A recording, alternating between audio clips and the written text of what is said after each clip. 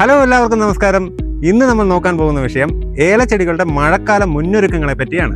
ഇതുപോലുള്ള കൃഷിയുമായി ബന്ധപ്പെട്ട അറിവുകൾക്കായി ഞങ്ങളുടെ ഫേസ്ബുക്ക് പേജ് ഫോളോ ചെയ്യുകയും യൂട്യൂബ് ചാനൽ സബ്സ്ക്രൈബ് ചെയ്തും വെക്കുക.